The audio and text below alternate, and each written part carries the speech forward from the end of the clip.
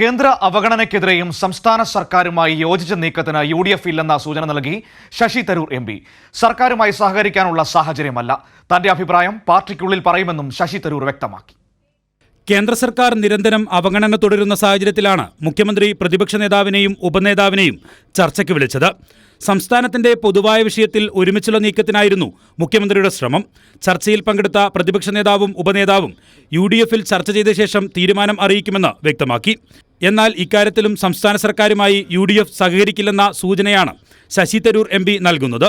ഇക്കാര്യത്തിൽ തന്റെ അഭിപ്രായം പാർട്ടിയെ അറിയിക്കുമെന്നും ശശി തരൂർ വ്യക്തമാക്കി.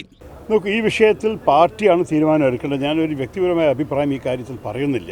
ഒന്ന് രണ്ട് കാര്യങ്ങൾ നിങ്ങൾ മനസ്സിൽ വെക്കാനുള്ളത്, ഈ സർക്കാർ കാണിച്ച ചില പെരുമാറ്റങ്ങൾ, ആ ടിയർ ഗ്യാസ് അനാവശ്യമായി അടിച്ചു, വാർണിംഗ് ഇല്ലാതെ ആ വാട്ടർ ക്യാൻ അടിക്കൽ, നമ്മുടെ യൂത്ത് കോൺഗ്രസ് നേതാവിൻ്റെ എതിരെ കേസ്, ഓരോരു നോൺ ബെയിലബിൾ കേസ് അടിച്ച് കള്ളനെപ്പോലെ വീട്ടിൽ ചുറ്റും 6 മണിക്ക് പോയി അറസ്റ്റ് ചെയ്ത് കൊണ്ടുപോയാൽ, ഇതൊക്കെ കണ്ട ശേഷം എങ്ങനെ ഈ ഭരിക്കുന്ന പാർട്ടികളോടൊപ്പം നമുക്ക് സഹകരിക്കാൻ സാധിക്കുന്ന ഒരു ചോദ്യമുണ്ട് ചിലവരുടെ മനസ്സിൽ. അവസാനത്തിൽ സഹകരിക്കണമെന്നും ഇന്ത്യ മുന്നണിയെ മുന്നോട്ട് കൊണ്ടുപോകുന്ന എല്ലാവരുടെയും ആഗ്രഹമാണ് കോൺഗ്രസ് പാർട്ടിയിൽ. പക്ഷേ അതിന് കണ്ടീഷൻസിന് എപ്പോഴും പറഞ്ഞ് 2 കൈ ആവശ്യമുണ്ട് തപ്പ് കൊട്ടാനെന്ന്. അപ്പം അതേസമയം കേന്ദ്രത്തിനെതിരെ യോജിച്ചുള്ള സമരമാണ് ജനങ്ങൾ ആഗ്രഹിക്കുന്നതെന്നും സംസ്ഥാനത്തിന്റെ പൊതുവായ കാര്യമാണ് ഇതെന്നുമായിരുന്നു മന്ത്രി മുഹമ്മദ് റിയാസിന്റെ പ്രതികരണം. യോജിച്ചുള്ള സമരം അനിവാര്യമാണ്, ജനങ്ങൾ ആഗ്രഹിക്കുന്നതാണ്.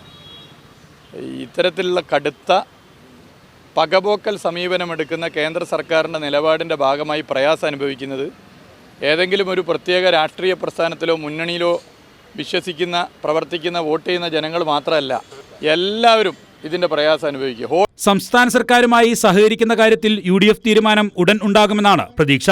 ഇതിൽ ലീഗ് എന്ത് നിലപാട് സ്വീകരിക്കുന്നു എന്നതും ശ്രദ്ധേയമാകും. കൈരളി ന്യൂസ്, തിരുവനന്തപുരം.